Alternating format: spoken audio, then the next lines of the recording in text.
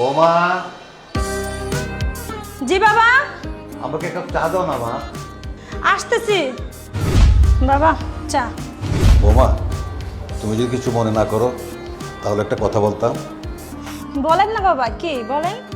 মানে আমি তো তোমার বাবার মতোই, মানে বাবাই। এই বাড়িতে আমি ছাড়া তো আর অন্য কোনো পুরুষ পরুষ নাই। আর এই গরমের মধ্যে এই হিজাবটা না পরলে চলে না মা? না মানে বাবা, আসলে আমি এটা পরে অভ্যস্ত তো, না পড়লে ভালো লাগে না। আচ্ছা মা, তুমি যেটা ভালো মনে করো তাই হবে। ঠিক আছে বাবা।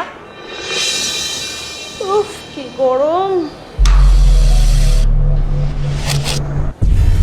এই, তুমি হিজাব খুলছো কেন?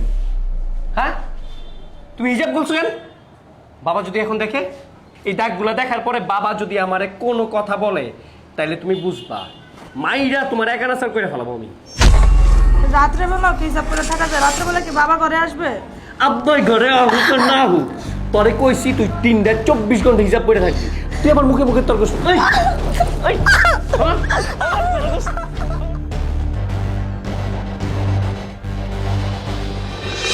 কিরে, সারাদিনে কি মোবাইলে টিপস নাকি পড়াশোনা কিছু করস?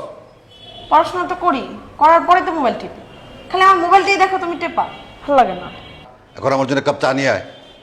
যাও ভাবিরে ডাক দাও, আমি পারবো না, ভাবিরে বলো বানাই দিতে। আমার জন্য এক কাপ চা নিয়ে এসো তো মা। এই, মোবাইলটা রাখ, পড়াশোনা তো গেছে গেছে, চোখ দুটাও যাবে।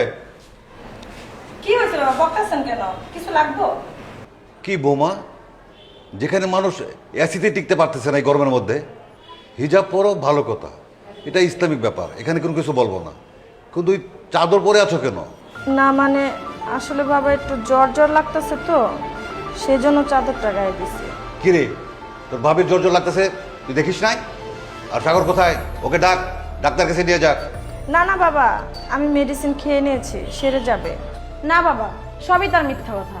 ভাবি যেরকম হিজাব পরে থাকে না সবসময় বাসার মধ্যে, এগুলো সবই হচ্ছে অন্য কারণে করে। কি কারণ?